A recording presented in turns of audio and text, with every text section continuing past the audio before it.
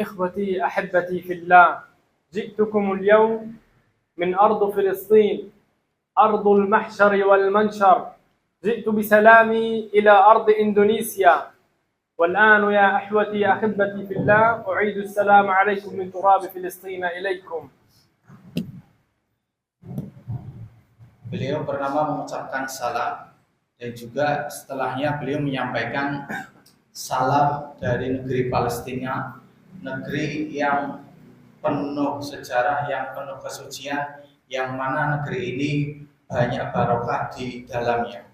نحن اليوم سنتكلم في 3 مواضيع، وأولها الصلاة وشهر رمضان وفضائل شهر رمضان، ونحن في يوم غدا سنبدأ في 10 الأواخر، ومن ثم موضوعنا الثاني عن المسجد الأقصى وعن تراب المسجد الأقصى، وفي موضوعنا الثالث والذي سيتركز على معاناة الفلسطينيين في قطاع غزة الحبيب. Beliau pada kesempatan malam hari ini akan menyampaikan 3 hal. Yang pertama terkait fadilah bulan Ramadan, yang mana kita semua dalam beberapa hari ke depan ini akan mendapati 10 hari terakhir bulan Ramadan, yang mana dalam malam hari ini banyak fadilahnya. Kemudian yang kedua yang akan beliau bahas yaitu terkait Masjidil Aqsa, dan juga yang terakhir terkait Palestina. Innahu lasyarafun 'azim أن أتواجد مع هذا الجمع الكبير في إندونيسيا، وأعيد السلام عليكم. ونحن الآن يا إخوتي في الله في شهر رمضان المبارك، شهر الطاعة وشهر المغفرة، شهر نزل فيه القرآن، شهر أنزل فيه القرآن هدى للناس وبينات، وكما قال رسول الله صلى الله عليه وسلم: من علم القرآن ما لم يعلم. فنقول هنا إخوتي في الله حافظوا على صلواتكم، نحن لا نعرف في السنوات المقبلة هل سيأتي رمضان أم لا، فاستغلوا الفرصة واعبدوا، والحسنة ب10 أمثالها، ولكن في شهر رمضان الكريم الحسنة ليست ب10 أمثالها، بل الله يضاعف بمن يشاء، ويوجد آيات كثيرة تتركز على هذا الموضوع في القرآن الكريم. Beliau kemudian menyampaikan bahwa di dalam bulan Ramadan ini beliau sangat senang, sangat bangga sekali, dan juga beliau menyampaikan salam dari negeri Palestina, karena pada kesempatan kali ini beliau bisa bertemu, bisa bersilaturahmi kepada kaum muslimin semua. Dan juga beliau menyampaikan bahwa di bulan Ramadan ini banyak kemuliaan, diantaranya kemuliaan yang ada kebaikan itu dilipat gandakan, dan juga sebagaimana di ayat yang beliau sampaikan bahwa di bulan Ramadan ini adalah bulan yang mana diturunkannya Al-Quran, sehingga banyak fadilah dari bulan Ramadan ini. Maka beliau menyampaikan agar bisa dimaksimalkan dalam kegiatan beribadah. Wa kama qala Allah Ta'ala fi kitabih al-aziz, بسم الله الرحمن الرحيم وإذا سألك عبادي عني فإني قريب أجيب دعوة الداع إذا دعان فليستجيبوا لي وليؤمنوا بي لعلهم يرشدون. فإخوتي في الله، الله في هذه الساعات الكريمة وفي هذا الشهر الفضيل يقول: في شهر رمضان المبارك أغلقت أبواب جهنم وفتحت جنات النعيم، ونحن الآن قريبين من باب الريان، فاتقوا الله يا إخوتي في هذا الموضوع. Beliau kemudian di dalam ayatnya tadi menyampaikan wa idza sa'alaka ibadi al-ayat, bahwa ketika hamba itu diperintahkan untuk beribadah kepada Allah, dan juga ketika ditanya bahwa Allah itu dekat, maka hambanya itu diperintah untuk berdoa kepada Allah. Barang siapa yang berdoa kepada Allah, niscaya Allah akan mengabulkan doa dari hamba tersebut. Dan kemudian beliau menyampaikan juga bahwa di dalam bulan Ramadan ini pintu-pintu neraka itu ditutup, dan juga pintu-pintu surga itu dibuka lebar. Dan surga Ar-Rayyan, beliau tadi menyampaikan, itu terbuka lebar bagi siapa saja yang ingin memasukinya dengan cara beramal baik di bulan ini. وكما نعرف أن المسجد الأقصى إخوتي أخواتي الكرام أنه مصر رسول الله صلى الله عليه وسلم وأنه أولى القبلتين وثالث الحرمين الشريفين كما نعرف دائما هذه طبيعة ما نعرفه في القرآن والسنة وكما قال الله تعالى في كتابه العزيز أعوذ بالله من الشيطان الرجيم بسم الله الرحمن الرحيم سبحان الذي أسرى بعبده ليلا من المسجد الحرام سبحان الذي أسرى بعبده ليلا من المسجد الحرام إلى المسجد الأقصى الذي باركنا حوله لنريه من آياتنا إنه هو السميع البصير. وكما يقول هنا الله تعالى مصر رسول الله صلى الله عليه وسلم أي لا تشد الرحال إلا لثلاثة مساجد مسجدي هذا والمسجد الحرام والمسجد الأقصى فقد وصانا رسول الله صلى الله عليه وسلم بالمسجد الحرام والمسجد الأقصى فكما نعطي أهمية للمسجد الحرام يجب أن نعطي أهمية للمسجد الأقصى لأننا نعرف أرض البيت المقدس هي أرض المحشر والمنشر وهناك قبور الأنبياء قبر يوسف عليه السلام وقبر موسى وقبر بعض الأنبياء فيجب أن نعطي أهمية.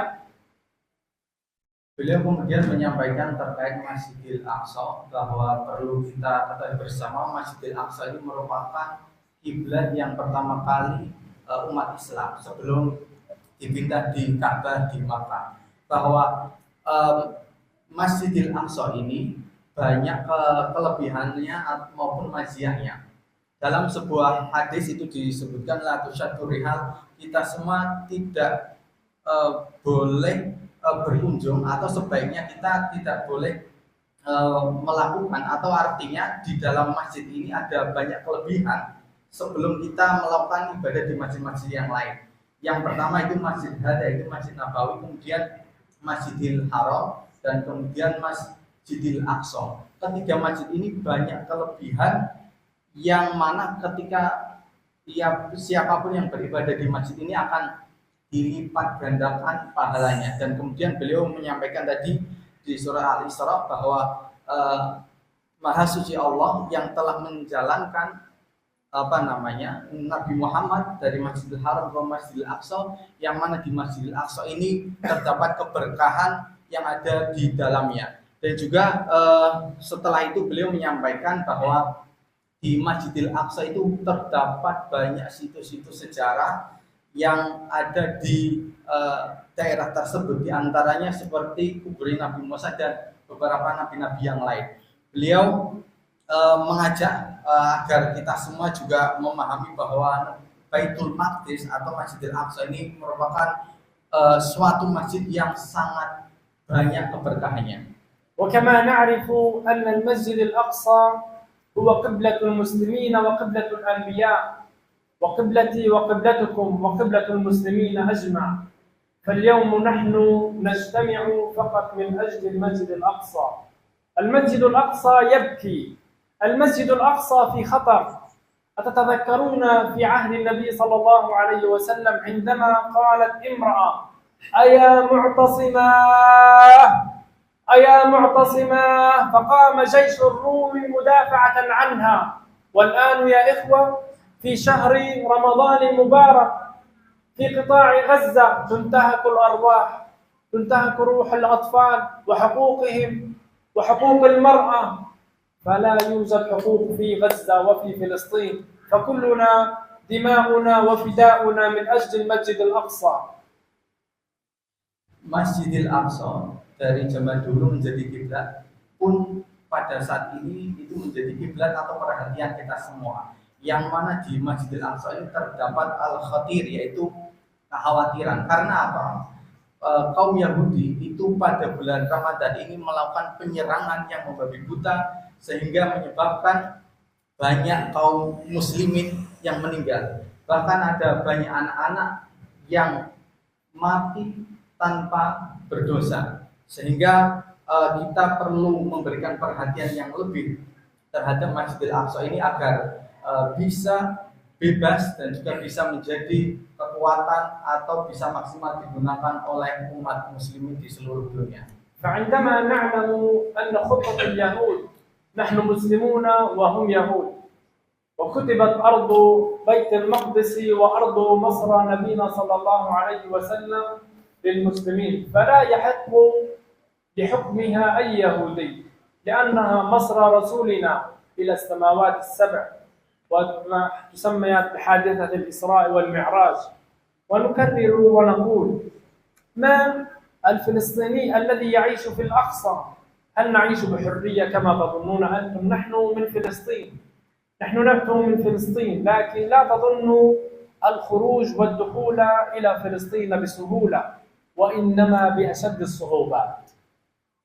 Beliau menyampaikan bahwa sekarang ini di Baitul Maqdis banyak kekacauan yang mana penduduk asli dari Palestina tersebut termasuk beliau itu banyak menerima pengecaman yang mana beliau asli penduduk situ ternyata tidak diberikan kebebasan dalam melakukan perjalanan keluar maupun dalam melakukan hal ibadah. Itu semua dilakukan oleh kaum Yahudi yang ingin terus memberikan ketidaknyamanan terhadap umat Islam yang harapannya ingin agar umat Islam ini melakukan pergi dari bumi itu, tetapi kaum muslimin yang ada di Palestina itu pantang menyerah untuk pergi dari buminya. فخطة اليهود الأولى هي هدم المسجد الأقصى كما يعرفون في التوراة والإنجيل أنه بعد هدم المسجد الأقصى يخرج هيكل سليمان عليه السلام. لكن هذه كلها من الخراريف والأكاذيب، فالتوراة والإنجيل الصحيح لا يقول هكذا عندما نأتي إلى الصح، ولكن هم على حسب تخمينهم وعلى حسب الأكاذيب ويؤلفون. اليهود من عاداتهم التأليف، أي عندما تكون في المسجد الأقصى وفي أرض القدس ترى الحفريات، تسمع صوت الحفريات في الليل. فماذا هذا؟ إنهم يحفرون الأنفاق من تحت إلى تحت، حتى في يوم من الأيام يقولون هدم المسجد الأقصى بنفسه وخرج هيكل سليمان عليه السلام، فكل هذا أكاذيب. لكن عندما نأتي إلى باب آخر، ما المعاناة التي يعانيها الفلسطيني؟ أولا هدم بيته، هدم بيوت الفلسطينيين وإخراجهم منها. ثانيا بناء مستوطنات صهيونية وليست إسرائيلية، لا أقول إسرائيلية بل أقول صهيونية محتلة لعينة. يعمل على تغيير أسماء الشوارع من اللغة العربية إلى اللغة العبرية. نحن هذه الأشياء نراها لكن لا تروها بالأخبار. صحيح؟ صحيح. رابعا يقوم هذا بإحراق الشركة أو بإحراق ما يسمى دخل العمل الذي تستمد منه ماله، يقوم بحرقه حتى تقول لنفسك لا أريد أن أعيش في فلسطين، أريد أن أخرج خارج. لكن رغم كل الصعوبات التي نعيشها مع بعضنا لن نتخلى عن شبر واحد من فلسطين. Beliau kemudian menyampaikan bahwa menurut kaum Yahudi di Taurat wal Injil, di agamanya tersebut mempercayai bahwa kalau sudah menguasai Baitul Maqdis itu akan memperoleh kejayaan. Tetapi pemahaman yang seperti itu sebenarnya salah.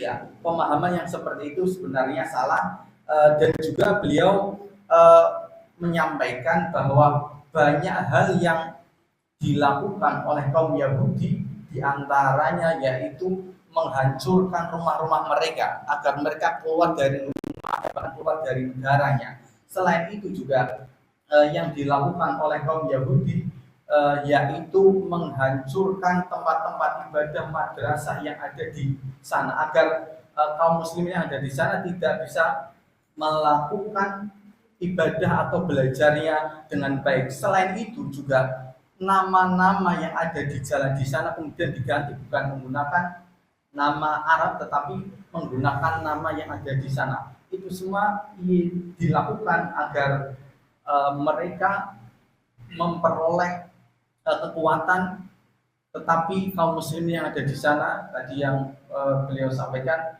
tetap masih berpegang teguh terhadap agama Islam dan menjaga Baitul Maqdis. إن الأقصى هو جزء من هويتنا جميعا، فعندما نتكلم أنا مسلم وأنت مسلم وغيرنا مسلم فيجب أن نتكلم بالشريعة والعقيدة الإسلامية أيضا. أي عندما نقول أن القدس هو عاصمة فلسطين وجزء من قلبنا لا يتجزأ، وأنا هنا أتكلم في الأراضي الإندونيسية وتكلمت في الأراضي التركية باللغة التركية ورحت إلى سوريا وذهبت وتكلمت، فهي وظيفتي وليست وظيفتي بل هي قضية الأمة. لا أقول قضية شخص بل أقول قضية الأمة. والآن شعبنا في قطاع غزة، تذكروا أن هناك يوجد مدينة اسمها غزة مساحتها لا تتجاوز 365 كيلومترا، يعيش بها 2.5 مليون ساكن مسلم من المذهب الشافعي. أراضي قطاع غزة 0.99% مسيحي والباقي كله مسلم 99%. فهذا سبب نجاحنا وتوفيقنا من الله عز وجل هو الإيمان بالله عز وجل. Kemudian beliau menyampaikan bahwa Baitul Maqdis merupakan asimah atau ibu kota dari negeri Palestina, sehingga umat Islam di seluruh dunia baik di Indonesia maupun di Turki maupun di beberapa negara itu menyampaikan misi-misi kemanusiaan agar Baitul Maqdis ini bisa direbut kembali oleh umat Islam. Setelah itu beliau juga memberitahu bahwa Baitul Maqdis ini terdapat umat Islam yang jumlahnya banyak sekali, tetapi meskipun banyak gempuran yang melanda di negeri tersebut, tetapi iman Islam itu yang menguatkan umat Islam yang ada di sana. لن أطول عليكم كثيرا إخوتي في الله، فعندما نجلس على سفرة الطعام مع عائلاتنا أريد منكم شيئا واحدا فقط لا غير. أنا هنا في إندونيسيا من أجل إيصال صوت من لا صوت له في الخارج، فلذلك أقول لماذا قلت هذه الجملة؟ أنا هنا من أجل إيصال صوت من لم له صوت في الخارج، أي الذين يتواجدون في قطاع غزة. عندما نخرج من قطاع غزة ومن فلسطين ليس بالسهولة. أنا أدرس في تركيا الهندسة، فهم يعملون على هذا الجيش المحتل اللعين، لا يريد الشخص أن يصل إلى أهدافه. لماذا؟ لأنه لو وصل إلى أهدافه سوف يقع المرء على قلب أخيه، أي سوف أكون ضدهم وأعمل على التفكير بشكل أكبر فأكبر وأوصل إلى أهدافي وأقول أنا أحرر فلسطين. فأنا باتجاههم إرهابي على ما يقولون، ولكن نحن نريد الحرية. Salah satu strategi yang dibicarakan oleh kaum Yahudi untuk rakyat Palestina yaitu mencegah kaum mudanya agar tidak bisa mencapai cita-citanya. Itu karena apa? Anak muda yang mencapai atau yang ingin memperoleh cita-citanya menjadi orang hebat itu dicegah karena apa? Kalau ia berhasil menjadi beberapa tokoh, itu kemungkinan besar Palestina itu akan berhasil. Makanya beliau kemudian salah satu ikhtiarnya beliau melakukan studi di Turki dan juga diikuti oleh beberapa kaum muslimin yang ada di sana. para kaum mudanya selain ada yang berjuang di negeri Palestina, juga ada yang berjuang di negeri luar, yang mana ia berharap menjadi orang yang hebat dan kemudian kembali lagi agar bisa mampu melawan kaum Yahudi yang ada di sana. سأختصر لكم شيئا. أي عندما نخرج من قطاع غزة إلى مصر طريق، تخيلوا معي أن تخرج من جاكرتا إلى باليكوفان أو ما إلى شابه ذلك، فكم ساعة في الطائرة؟ ساعتين.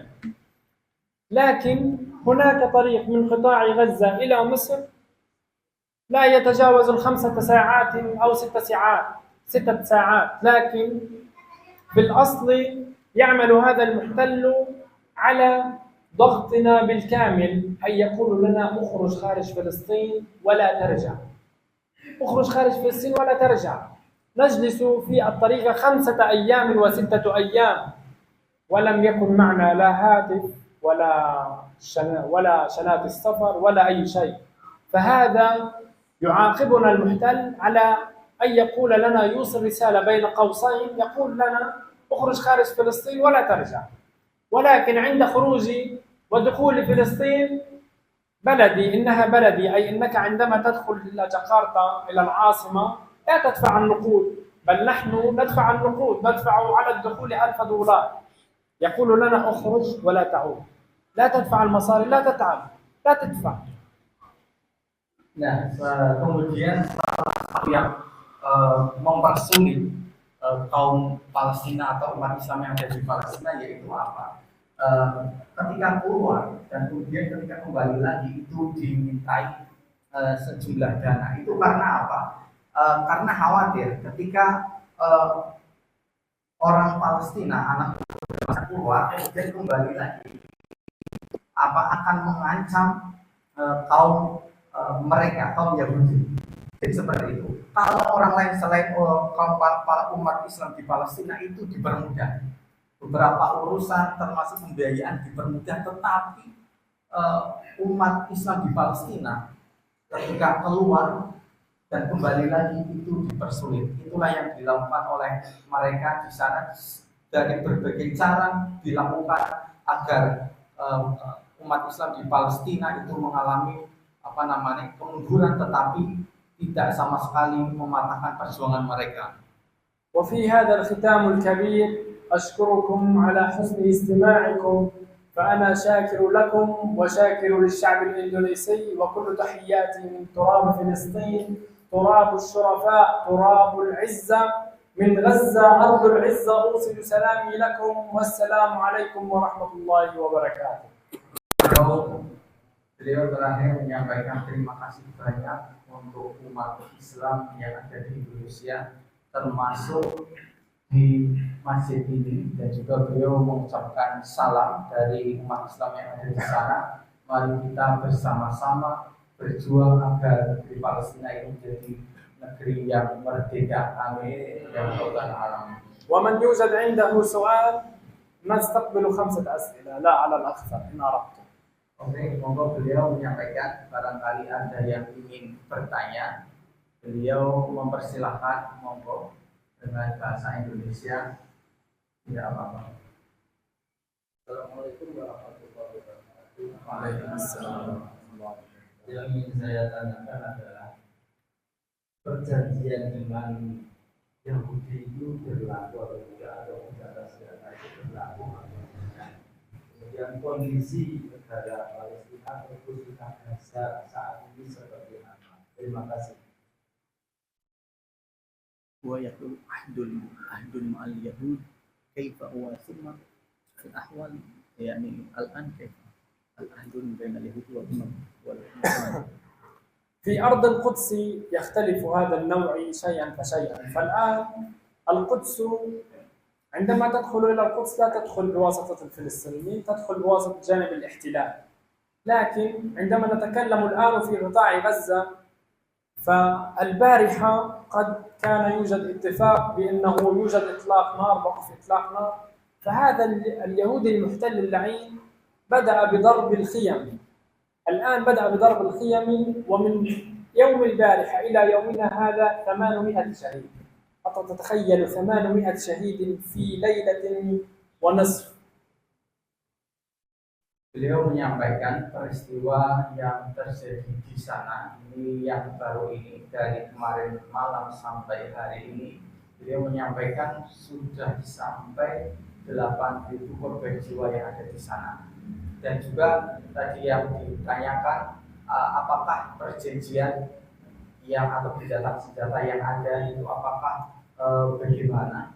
Nah, itu merupakan isu saja yang digencarkan oleh sana. Pada kenyataannya, tiap hari beliau juga menyampaikan tiap hari banyak dilakukan penyerangan yang ada di negeri sana oleh kaum Yahudi seperti itu. Monggo yang lain, silakan atau sudah jadi monggo.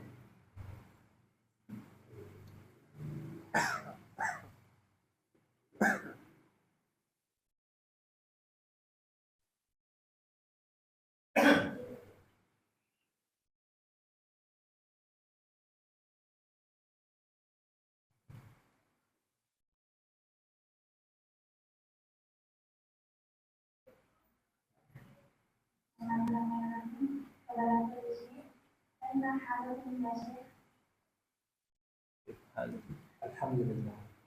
Alhamdulillah.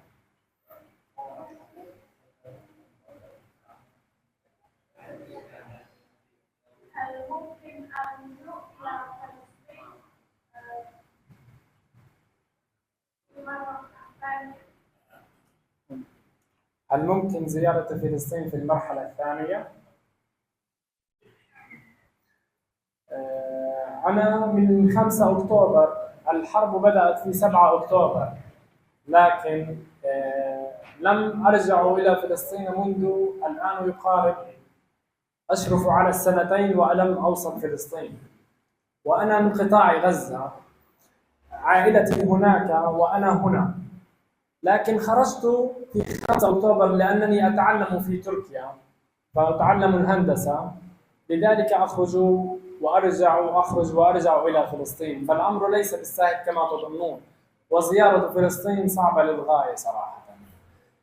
إن كنت تحمل الجنسية الفلسطينية أو كنت تحمل الهوية الخضراء أو الهوية الزرقاء فيسمح لك بدخول فلسطين، أما إلى خارج ذلك فالأمر صعب جدا.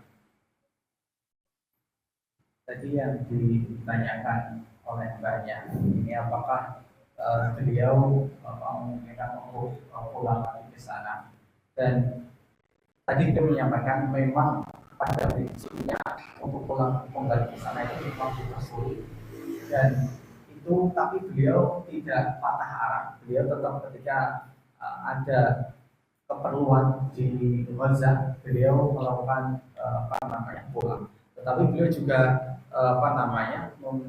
menyampaikan bahwa beliau di sini sudah beberapa bulan yang lalu dan juga sempat mengunjungi beberapa tempat di Indonesia, tetapi tadi yang beliau sampaikan bahwa adanya pelarangan seperti itu atau dibatasi seperti itu tapi tidak membuat arang. Ketika kondisinya aman, mungkin beliau bisa melakukan pulang ke sana.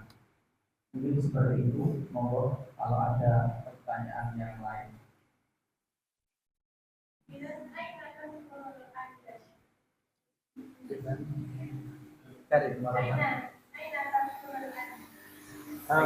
أنا أسكن في تركيا، أتعلم هندسة الكهرباء والإلكترونيك، فلذلك قلنا أن عندما يخرج الفلسطيني يخرج فقط من أجل التعلم، أي مهندس أو طبيب. فلماذا عندما نأتي إلى السؤال لماذا لا تدرس في فلسطين؟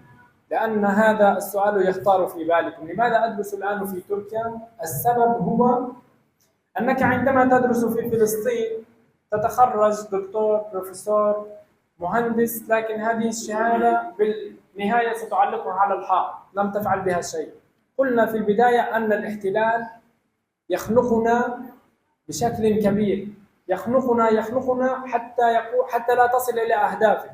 لو كنت مهندس كهرباء وإلكترون سوف تعمل في المستقبل على الانقلاب عليه، بالحصول على الحرية، أي تأخذ الانتقام. يوجد لي أخ شهيد، سوف آخذ وأنتقم من هذا اليهودي المحتل في المستقبل، فهو يخاف من هذه النقاط. Nah, tadi pertanyaan yang selanjutnya, beliau tinggal di mana? Kalau di Indonesia ini hanya untuk keperluan safari dakwah saja, tetapi beliau saat ini juga sedang melakukan studi di Turki. Ya, kenapa kok tidak melakukan studi di Palestina? Karena di Palestina tadi yang beliau sampaikan, meskipun studi di sana, tetapi setelah studi itu selesai, itu banyak untuk lowongan pekerjaan dan juga hal-hal setelah studi itu banyak kesulitan yang ada di sana, sehingga beliau ingin studinya itu maksimal, kemudian ia belajar di luar agar ketika nanti kembali lagi bisa melakukan sesuatu yang lebih untuk membantu rakyat Palestina. Soal apa? Oke, pertanyaan arahnya mungkin ngomong. العفو عليكم السلام ورحمة الله وبركاته. Apakah di Palestina ini tidak mencoba membuat campaign di proyek yang karena di media itu kan juga kurang ya, karena sejarah itu tergantung siapa bekerja dan sebenarnya. Jadi kalau ada perang media mungkin yang dibuat di luar itu bisa membuat dunia internasional itu bisa membedakan mana yang benar mana yang salah. Kemudian pertanyaan terakhir karena waktunya sudah sembilan. لماذا في الإسلام لا عن وسائل الإعلام يعني يحتوي في الخارج في أمريكا وسائل الإعلام يعني يضر المسلم في ميديا سوسيال، يعني لماذا لا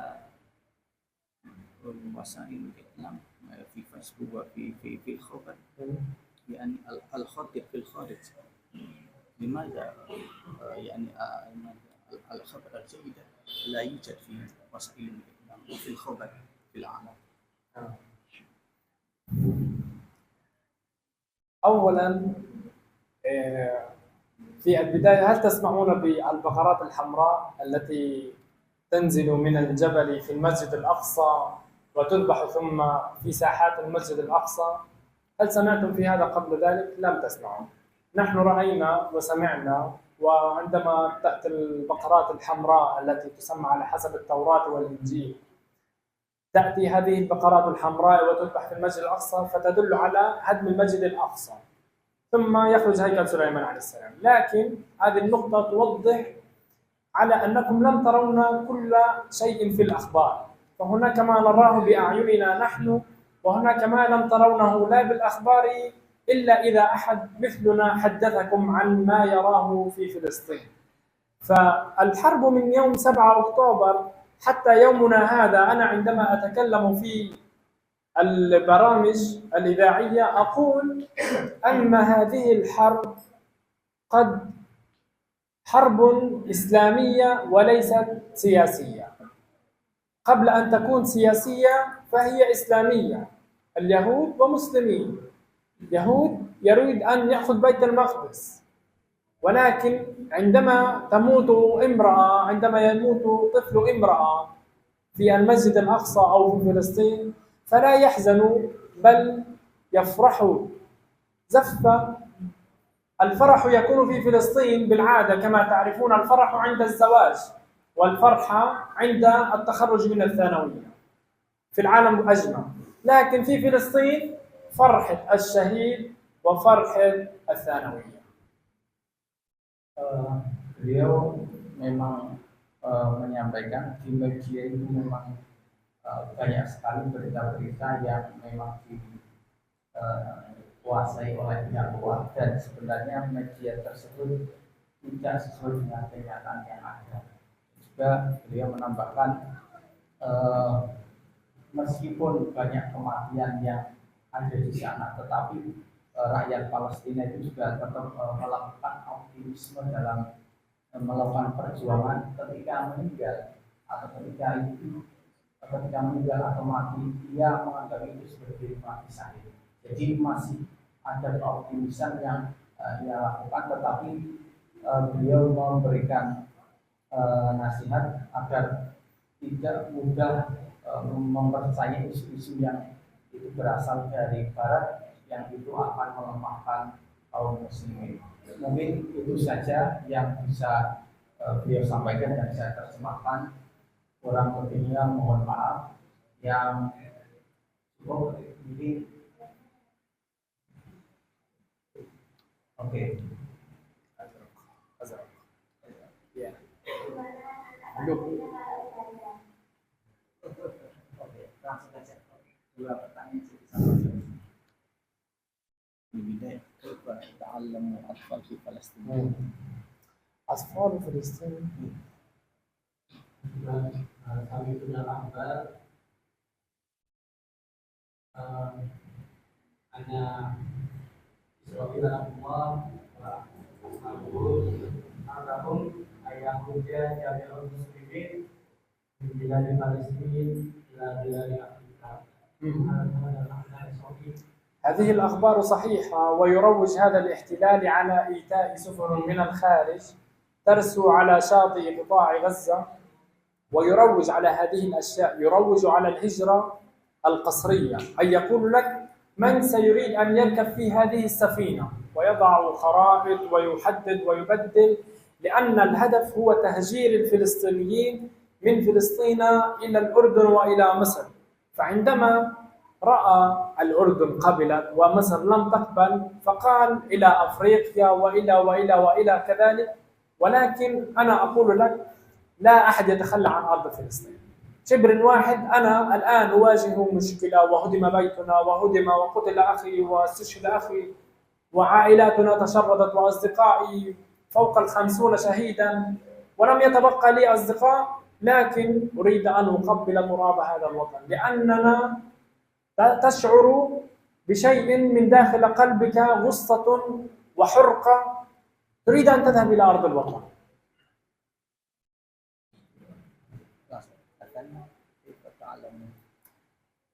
كيف نتعلم في فلسطين؟ أنا بشكل شخصي وبشكل منهجي، أنا منذ صغيرا في الجوامع، نحن لا نتربى في مدرسة دينية أو كذلك، لا، بل في فلسطين تذهب منذ الصغر إلى المسجد، تصلي، تحفظ القرآن، تكون من حفظ القرآن، لا تخرج من فلسطين إلا وأنت حافظ القرآن. هذا عقيدة الإسلامية. نحن نتعلم الشعور، نتعلم القرآن، نتعلم نهج القرآن فقط لا غير في فلسطين.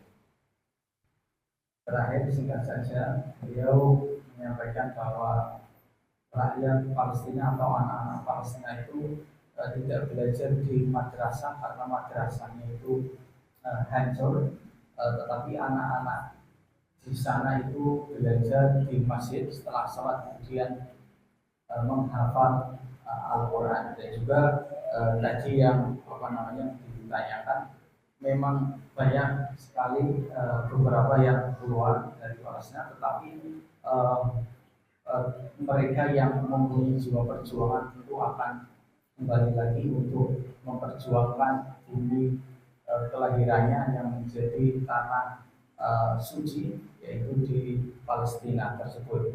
Mungkin itu saja yang bisa kami sampaikan.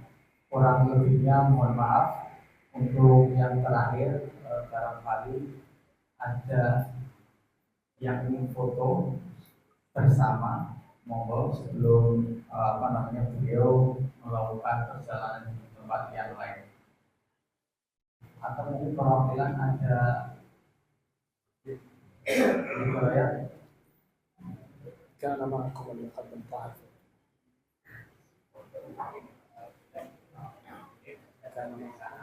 كان معكم المقدم طاهر المتحدث. أنا أقول إلى الطلب.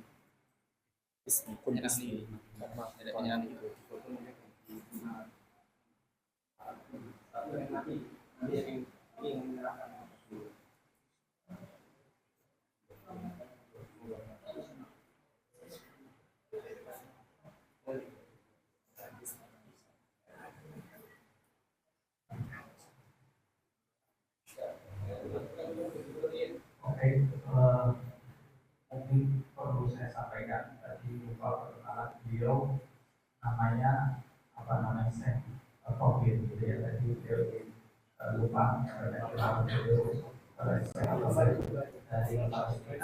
berbeda.